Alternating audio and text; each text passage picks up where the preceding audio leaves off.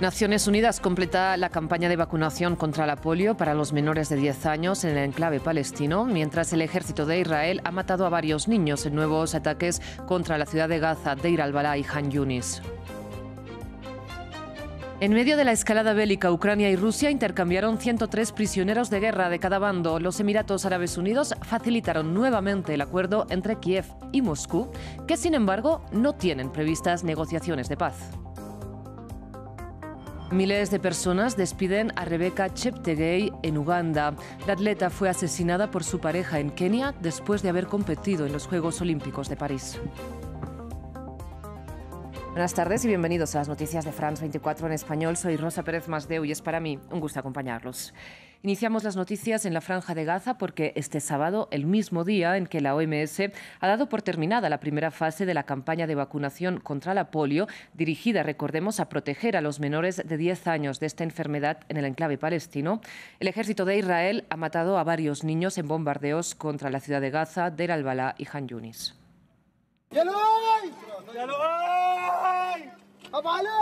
Gritos entre escombros y un lamento que no cesa. Nuevos ataques aéreos israelíes en distintas zonas de Gaza tras más de 11 meses de guerra con Hamás dejaron varias víctimas y desaparecidos. De repente, 3 o 4 misiles F-16 impactaron este lugar y lo destruyeron completamente. Todos los trabajadores están bajo los escombros y nadie puede rescatarlos, ni siquiera los equipos de protección civil. Los bombardeos de este sábado afectaron las sedes de varias escuelas de la franja y una residencia en la que habitaban 11 personas, entre ellas 3 mujeres y 4 niños. Justo en la misma jornada en la que la Organización Mundial de la Salud daba por terminada la primera fase de la campaña de vacunación contra la polio, que busca proteger a los menores de 10 años. Elementos que dibujan un panorama contradictorio en el que nada los salva de los ataques. Esta instalación, que produce combustible alternativo que la ocupación israelí prohíbe entrar en la Franja de Gaza, era un objetivo principal. Aviones de combate lanzaron 3 misiles contra el lugar, provocando un impacto similar a un temblor de tierra. En las últimas horas, el ejército israelí ordenó la evacuación de las zonas del norte de la Franja de Gaza, como la localidad de Beit Lahiya.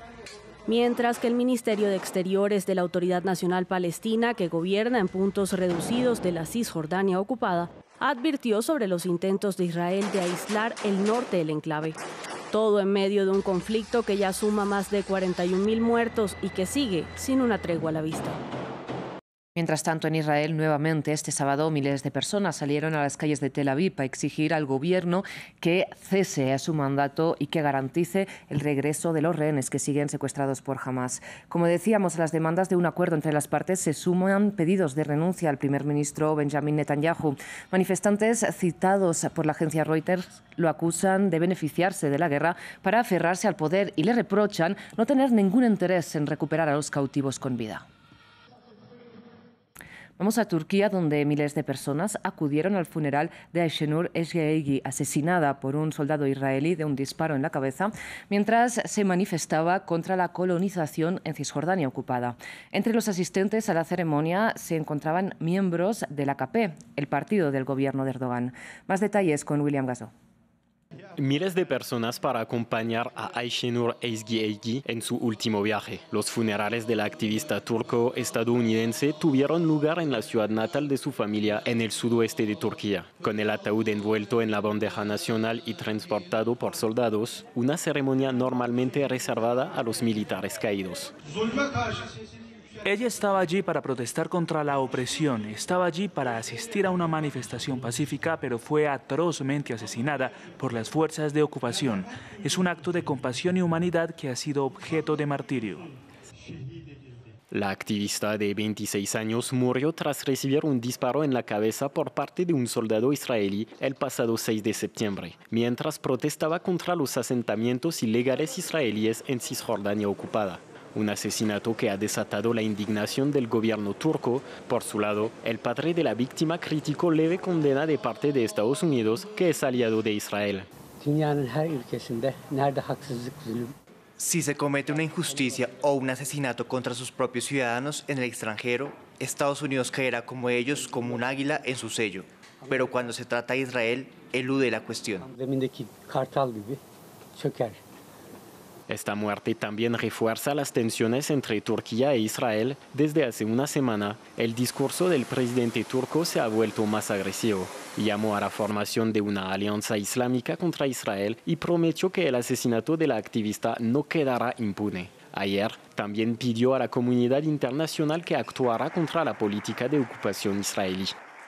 Pasamos a noticias de la guerra en Ucrania, porque en plena escalada bélica ambas partes alcanzaron un nuevo acuerdo de intercambio de prisioneros de guerra gracias a la mediación, en este caso, de Emiratos Árabes Unidos. A pesar de que Kiev y Moscú no mantienen diálogos de paz en estos momentos, han intercambiado ya cerca de 2.000 rehenes desde el inicio de la guerra. Precisamente, previamente, hablamos con Pablo Benini, experto en seguridad internacional, sobre qué factores hacen posible estos entendimientos en medio del conflicto. Efectivamente, este gesto podría interpretarse como un pequeño paso en la distensión del conflicto. Honestamente, estamos lejos todavía de la posibilidad de que cesen las hostilidades. Es muy complicado hablar todavía de un potencial armisticio permanente, pero sin duda este tipo de manifestaciones ya nos dice algo, ¿sí? En este caso son 206 rehenes que han sido liberados, 103 de un bando ucraniano, 103 del otro bando ruso en este caso. Y esto sucede en una posición geopolítica importante, que es la localidad de Kursk, que ya fue tomada en algún momento por Ucrania, ¿no? Y que actualmente todavía no consigue liberarse como se esperaría. Es interesante considerar que muchos de los liberados son conscriptos, como los llamamos acá en Hispanoamérica, es decir, si bien son militantes de los ejércitos regulares, no son militares hechos y derechos en el amplio sentido de la palabra, es decir, no son oficiales especializados, ¿no? Mucho cabo, mucho sargento, mucho conscripto también. Y eso nos dice también que hay una buena intención, entre comillas, ¿no?, de liberar prisioneros que no tienen que ver directamente con el conflicto, sino que no están en la edad suficiente como para asumir la responsabilidad de las acciones bélicas. En todo caso, es un paso enorme, efectivamente. Vamos a Francia, donde miles de personas han salido a las calles de las principales ciudades del país, como París, Marsella, Niza, Rennes o Nantes, en apoyo a Gisèle Pelicot, superviviente de violaciones masivas y repetidas bajo sumisión química. El caso ha levantado la indignación y el rechazo alrededor del mundo desde que empezó el juicio contra el marido de Pelicot, quien la drogaba y organizaba las violaciones, y contra otros 50 hombres que participaron de las agresiones sexuales. Un proceso que la misma Gisèle Pelicot decidió que fuera abierto al público y a la prensa para que, en sus propias palabras, la vergüenza cambie de bando.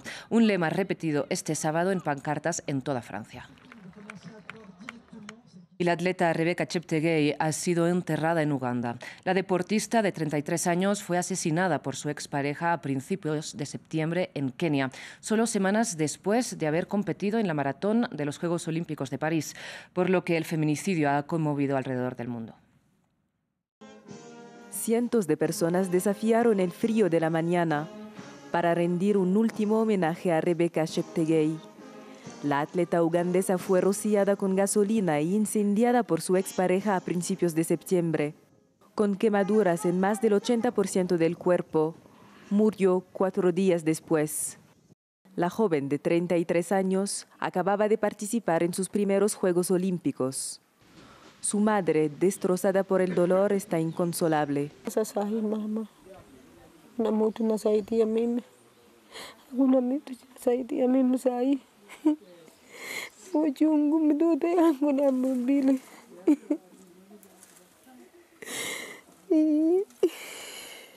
El feminicidio de Rebecca Cheptegei ha provocado una ola de indignación en Kenia, donde residía.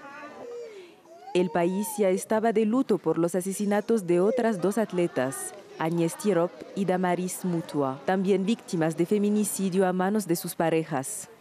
Según una ONG keniana, las ganancias de las atletas de élite las convierten en objetivos de hombres que intentan manipularlas y apoderarse de sus bienes. Por eso es necesario protegerlas aún más. Companies like Nike, Adidas, Puma and all those brands that these young athletes represent. Empresas como Nike, Adidas, Puma y todas esas marcas que estas atletas representan, desde que son juveniles hasta el nivel de élite, deberían tener algún tipo de mecanismo para protegerlas. Estamos presionando mucho por esto porque es una conversación importante. Lo vimos en Kenia, ahora en Uganda, también en Etiopía. Es un problema enorme, una pandemia en toda África. Necesitamos unir nuestras voces y alzarlas más.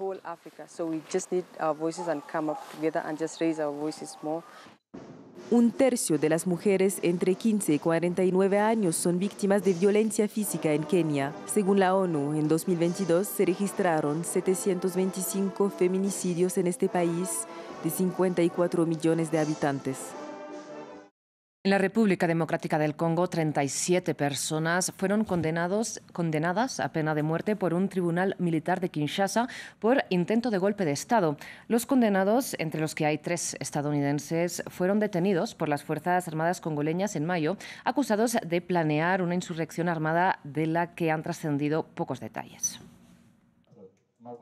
Una gran carpa utilizada como tribunal militar y más de 4 horas para detallar la decisión judicial. El veredicto se dictó en Kinshasa en el caso del intento de golpe de Estado del pasado mes de mayo. Fue el presidente del tribunal quien fijó las penas para cada uno de los 51 acusados, señalados de haber participado en la supuesta operación contra el presidente del país, empezando por el estadounidense Marcel Malanga, quien fue condenado a la pena de muerte.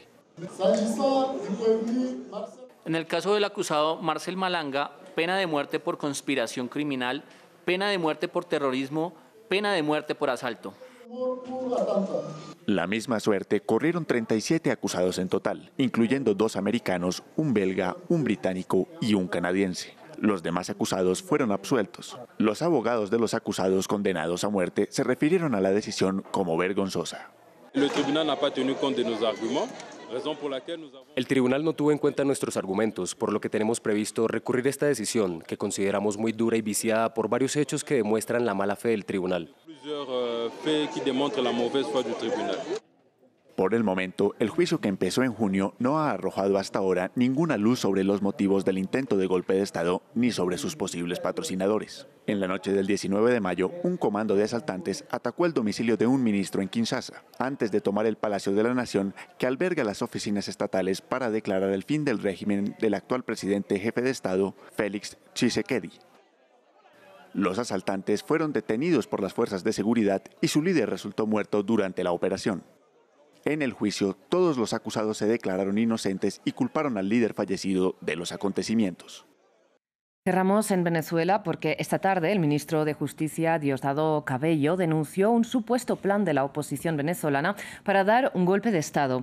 El gobierno de Nicolás Maduro señala un presunto complot en el que estaría involucrado Estados Unidos y en el marco del cual han sido detenidos 2 ciudadanos españoles acusados de ser espías. Una información desmentida por la Moncloa. Esto en un momento de escalada de las tensiones entre Caracas y Madrid. Carolina Bigot nos amplía desde la capital venezolana. Los planes en contra del gobierno de Nicolás Maduro anunciados por el recién nombrado ministro de Justicia, Diosdado Cabello, se basarían en varios hechos. Uno de ellos, el atentado en contra de la Embajada de Argentina, en este momento custodiada por Brasil, donde permanecen a resguardo 5 de los integrantes del equipo de la líder opositora María Corina Machado. También Cabello informó sobre la incautación de 400 fusiles y varias armas de fuego provenientes de Estados Unidos. Además, también hizo énfasis en la detención de 4 ciudadanos venezolanos y 2 españoles que estarían vinculados con esta operación. Además de eso, dio detalles de un militar estadounidense que fue capturado acá en Venezuela el pasado 30 de agosto. De este hombre, con también nacionalidad mexicana, no se habían ofrecido mayores detalles, pero ya hoy Diosdado Cabello oficializó su arresto y dijo que tenía 15 años en el ejército norteamericano y la Casa Blanca ya había hecho o ha transmitido sus mensajes de apoyo a este hombre y gestiones para su liberación. Hasta aquí las noticias. Muchísimas gracias por su atención. Ya regresamos.